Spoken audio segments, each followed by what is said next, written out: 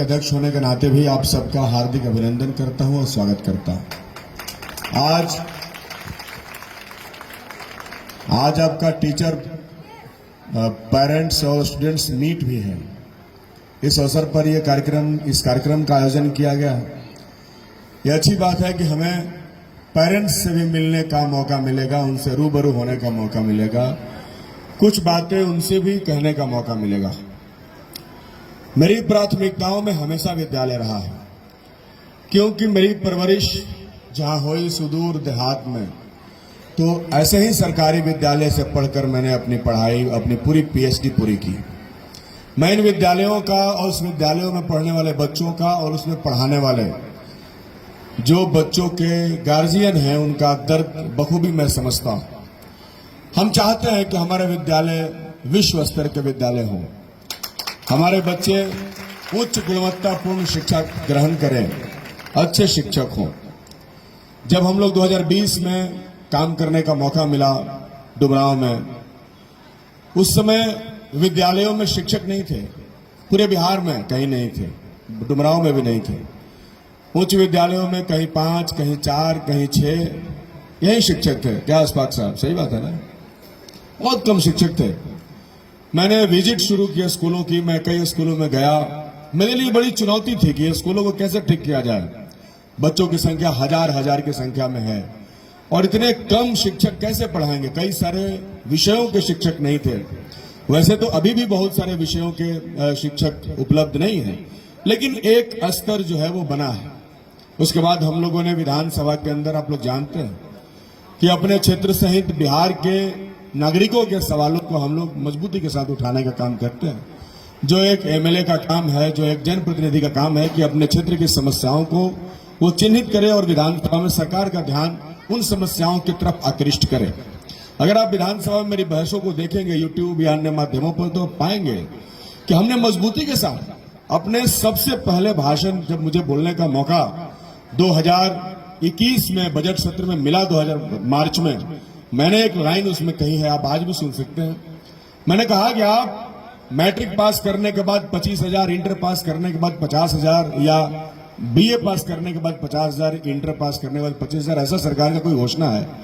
हमने कहा कि आप ये देने का घोषणा तो आपने किया है, लेकिन शिक्षा के गुणवत्ता को बेहतर करने, शिक्षकों की बहाली करने के लिए आपका कोई ध्यान नहीं है। यदि आप बेहतर शिक्षा करने के लिए गुणवत्तापूर्ण शिक्षा व्यवस्था स्थापित करने और बेहतर गुणवत्तापूर्ण शिक्षक को स्थापित करने का काम करें, तो मैं दावे के साथ कह सकता हूं कि छात्र इतने पढ़ लिख करके मजबूत होंगे कि उनको आपके 25,000 और 50,000 की जरूरत जिंदगी में कभी नहीं पड़ेगी। हम अपने नागरिकों को आत्मनिर्भर बनाना चाहते हैं, हम उन्हें स्वावलंबी बनाना चाहते हैं, और स्वावलंबी बनाने की प्राथमिक जो पाठशाला है वो ये विद्यालय है। अगर यहां से आपकी परवरिश सही नहीं हुई, अगर यहां से आपको बेहतर शिक्षा नहीं मिले, तो आप दुनिया में कहीं भी जाए आप बेहतर नहीं कर सकते हैं।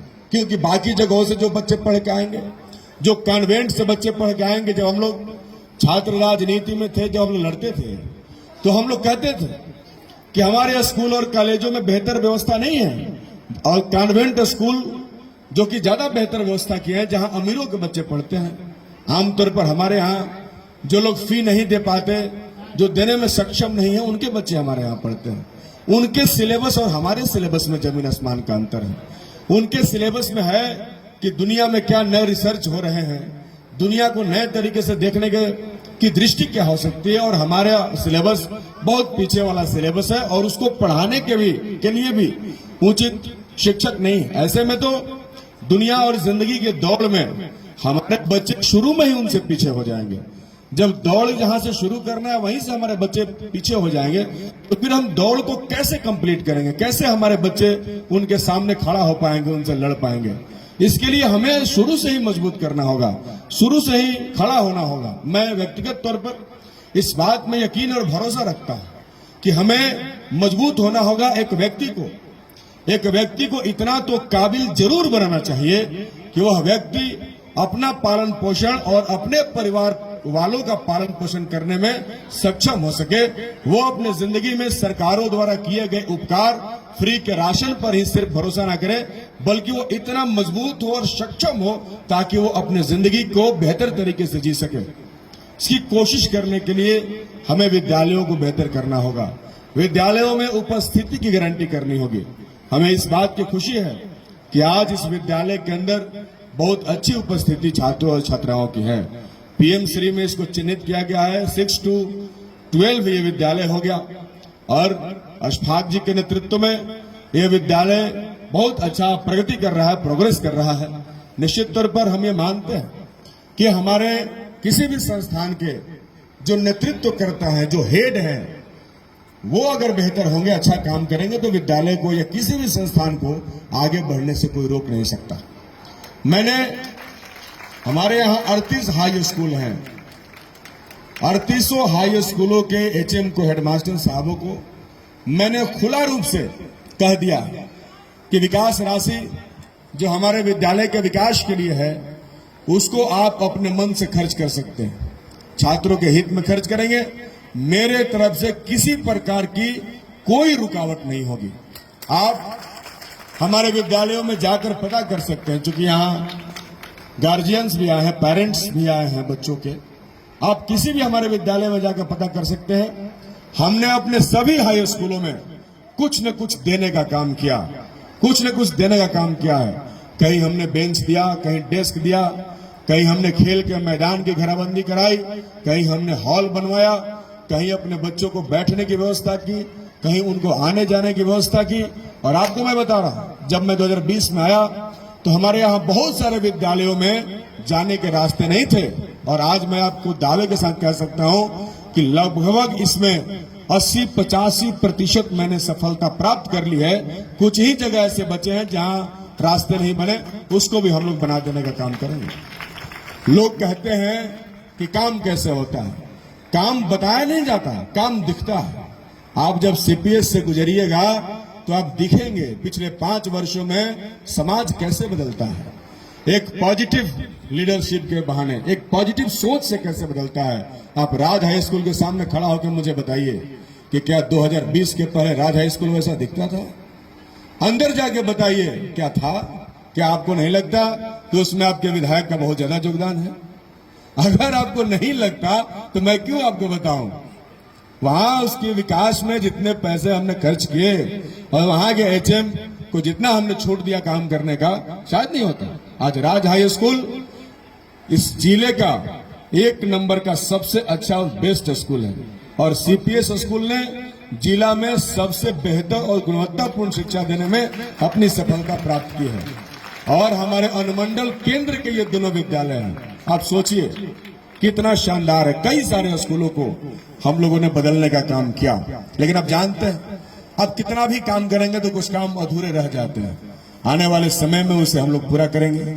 हमारी कोशिश है कि हम गांव से, समाज में रहने वाले बच्चों को वहां से निकालने का काम करें, उनको शिक्षा के क्षेत्र में, उनको खेल के क्षेत्र में, तमाम क्षेत्र में वो आगे बढ़ें, संगीत के क्षेत्र में वो आगे बढ़ें। इसकी कोशिश हम लोग कर रहे हैं, और इसी कोशिश के तहत आप जानते हैं कि हमने लंबे समय से संघर्ष के बाद ये डुमरांव उस्ताद बिस्मिल्लाह खान साहब की धरती है, जिनकी शहनाई ने पूरी दुनिया में डुमरांव को स्थापित किया, डुमरांव को इज्जत दिया। लेकिन मुझे इस बात का दुख हुआ कि आजादी के 75 वर्ष बीत जाने के बाद भी इस पूरे डुमरांव में उनके नाम पर कुछ भी नहीं है। मैंने संघर्ष शुरू किया, लड़ाई शुरू की, और आज 5वें वर्ष में मैं इस अपने सत्र के अंतिम वर्ष में खड़ा होकर आपको गर्व से बता सकता हूं कि हमारे संघर्ष के बदौलत बिहार की सरकार को यह घोषणा करना पड़ा है कि बिहार में उस्ताद बिस्मिल्लाह खान साहब के नाम पर संगीत महाविद्यालय का निर्माण किया जाएगा। और ये सिर्फ घोषणा नहीं है, बल्कि उसके लिए हरियाणा फार्म में 5 एकड़ जमीन चिन्हित करके हम लोगों को दे दी गई है। काम उसमें शुरू होगा, लेकिन शुरुआत तो हो गया। उसके लिए जमीन अलॉट कर दी गई, उसके लिए पैसे अलॉट कर दिए गए। तो शिक्षा के विभिन्न क्षेत्रों में हम लोग बेहतर करने की कोशिश कर रहे हैं। आने वाले दिनों में हम और बेहतर कोशिश करेंगे। मैं अपनी बात को रामधारी सिंह दिनकर की एक पंक्ति के साथ समाप्त करना चाहूंगा कि फूलते नहीं है कुसुम मात्र राजाओं के उपवन में, फूलते नहीं है कुसुम मात्र राजाओं के उपवन में, अमित बार खिलते हैं वो, पूर से दूर कुछ कानन में। कौन समझे रहस्य, कौन समझे रहस्य प्रकृति का ये बड़ा अनोखा हाल। कौन समझे रहस्य प्रकृति का ये बड़ा अनोखा हाल। गुदड़ी में रखती है चून चून कर बड़े कीमती लाल। मेरी कोशिश है उन्हीं कीमती लाल को बाहर निकालने का जो आज भी गुदड़ी में छुपे हुए हैं।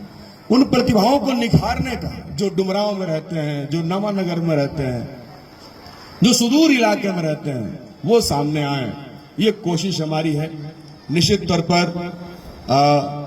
हम लोग कहते हैं भाई कि हो गई है पीर पर्वत से पिघलनी चाहिए, तो हम कोशिश कर रहे हैं और कोशिश करने वालों की कभी हार नहीं होती, आप जानते हैं। तो आने वाले समय में हम और बेहतर कोशिश करेंगे। हम पठन पाठन का माहौल बनाएं, बच्चे हमारे पढ़ेंगे। इसके लिए हम लाइब्रेरीज को बेहतर करना चाहते हैं और हमने अपने विद्यालय में, लगभग सभी विद्यालयों में हमने अलमीरा, किताब रखने का जो अलमीरा होता है वो देने का काम किया, ताकि हमारे बच्चे ठीक तरीके से पढ़ाई कर सकें। छठिया पोखरा पर एक हम लोगों ने अलग से पुस्तकालय का भी निर्माण कराया है। कुछ कारणों से उसका उद्घाटन नहीं हो पा रहा, लेकिन मुझे पूरा उम्मीद है कि 1 महीना के अंदर उसका भी हम लोग उद्घाटन करेंगे। इन्हीं बातों के साथ कि हमारा हमेशा सकारात्मक सहयोग आप सबके साथ रहेगा। हम हमेशा शिक्षा, बेहतर शिक्षा, गुणवत्तापूर्ण शिक्षा के लिए संघर्ष करते रहेंगे, काम करते रहेंगे। आप लोग यहाँ पर आए और खास तौर पे पेरेंट्स से मैं एक बात कहना चाहूंगा कि आप अपने बच्चों को जरूर स्कूल भेजिए, उनको जरूर विद्यालय भेजिए। बहुत सारे हमारे बच्चे हैं जो सेंटअप हो जाते हैं तो विद्यालय नहीं आते, 9th में चले जाते हैं तो विद्यालय नहीं आते, कोचिंग जाने लगते हैं। ये हाई स्कूल है। मैं दावे के साथ कह सकता हूं कि कोचिंग पढ़ाने वाले शिक्षकों से ज्यादा अच्छे शिक्षक आज आपके विद्यालय में हैं। और मैं तो बच्चों से कहता हूं कि शिक्षक को पकड़ के पढ़ो, उनको खींच करके पढ़ो, उनसे समय मांग के पढ़ो। हम लोग ऐसा किया करते थे, उनको पकड़ के पढ़ो, उनको पढ़ाना है। तुम कोशिश करो। और शिक्षकों से भी मैं कहूंगा कि आपको भी शिक्षक का कर्तव्य सिर्फ विद्यालय में आने वाले बच्चों को पढ़ाना नहीं है, बल्कि विद्यालय में रह रहे, विद्यालय के बाहर रह रहे उन बच्चों को प्रोत्साहित करना भी है जो विद्यालय नहीं आ रहे हैं, जो शिक्षा के महत्व से आज भी जो है वो शिक्षा के महत्व को सही तरीके से नहीं समझ पा रहे हैं। उनको ही विद्यालय में लाना आपकी जिम्मेदारी है। आप उसको प्रेरित कर सकते हैं अपने शिक्षा के माध्यम से। तो ये दोनों हम जब मिलेंगे, दोनों लोग काम करेंगे, तब बेहतर शिक्षा हम लोग दे पाएंगे या हम लोग ले पाएंगे। इसलिए आप लोग बच्चों को भेजिए। हम लोग सारे विद्यालयों को बेहतर करने की कोशिश कर रहे हैं, सही विद्यालयों को। अभी उषा रानी महिला उच्च विद्यालय हमारे यहाँ है, उसमें भी हम लोग कुछ काम करा रहे हैं। हमारे लिए दुख की बात यह है कि वहां जमीन ही नहीं है बचा हुआ जिसमें हम कुछ नया निर्माण कर सके, लेकिन जो भी है उसमें हम लोग कुछ कोशिश कर रहे हैं अंदर में काम करने का, वहां शिक्षा गुणवत्तापूर्ण हो, इसकी भी हम लोग कोशिश कर रहे हैं। तो जितने विद्यालय हमारे हैं, लगभग सारे विद्यालयों में मैं जाता हूं और मैं कोशिश करता हूं कि हमारे विद्यालय बेहतर हो सके। बाकी सभी शिक्षकों का, शिक्षिकाओं का और हमारी बहन रवि रंजन ने इतना अच्छा गीत सुनाया, मेरी बहन ही है ये, इतना अच्छा गीत इन्होंने सुनाया, इन्होंने भाव विभोर कर दिया। और जो गीत का धुन था उस पर एक दूसरा गीत हम सुने हैं, वो बेटी और पिता का कोई गीत है, और उसको अगर आप सुनेंगे तो आपकी आंख से आंसू निकल जाएंगे। हमने वो गीत सुना है तो उसी धुन पर था, तो काफी टचेबल सॉन्ग था, दिल को टच करने वाला, और अच्छा गाते हैं, अच्छा सॉन्ग भी है इनका, वो मत सुने, वो सुनने से जो है बहुत कष्ट होता है। तो ठीक है, और बाकी सभी शिक्षक शिक्षिकाओं का और सभी साथियों का, मित्रों का, दोस्तों का, हमारे प्यारे बच्चों का, सबका मैं शुक्रगुजार हूँ। स्काउट एंड गाइड वाले हमारे बच्चे जिन्होंने इतना अच्छा प्रैक्टिस किया है, आप लोगों ने, आपके भी शिक्षक होंगे ही जिन्होंने आपको प्रैक्टिस किया कराया, उनको भी धन्यवाद। और मैं चाहूंगा कि आप लोग अच्छा करें, आप लोग एनडीए वगैरह की तैयारी में जाएं, सीडीएस बने, देश की सेवा करें। आप लोगों को यहाँ ट्रेनिंग दी जा रही है और आप जाएंगे आगे, इसको बेहतर तरीके से सीखेंगे, समझेंगे। और सभी बच्चियों का, नाजिया और साजिया दोनों, इतना अच्छा स्वागत गीत उन्होंने प्रस्तुत किया। सर ने बताया कि दोनों जुड़वा बहन हैं, तो वो ट्विंस हैं और उनके साउंड भी ट्विंस है, सिर्फ फेसेस ट्विंस नहीं है। तो उन्होंने भी बहुत अच्छा उन्होंने स्वागत गान गाया। तो ओवरऑल विद्यालय चौतरफा जो है, और सर का भी शुक्रिया, सर अच्छा अध्यक्षता संचालन इन्होंने किया। तो बहुत ओवरऑल जो है आपका विद्यालय बहुत प्रगति कर रहा है, आने वाले समय में और प्रगति करे। हमारी यही कोशिश रहती है कि प्रबंधन जो स्कूल का है, जो एचएम है, संसाधन कम भी रहे, और अगर प्रबंधन अच्छा रहे, प्रबंधक अच्छा रहे, तो संस्थान दिन दुनी रात चौगुनी तरक्की कर सकता है। ऐसी कोशिश हमें करनी होगी, और हमारे सारे शिक्षक बेहतरीन तरीके से बच्चों पर विशेष ध्यान देते हैं। हम उम्मीद भी करेंगे कि आने वाले समय में वो ध्यान देते रहें। बाकी हम और आप तो यहीं पर हैं, जब भी जो जरूरत हो तो हम आपस में मिलते रहें, बातचीत करते रहें, संवाद करते रहें। इन्हीं बातों के साथ मैं अपनी बात को समाप्त करता हूं। बहुत बहुत शुक्रिया, बहुत बहुत धन्यवाद।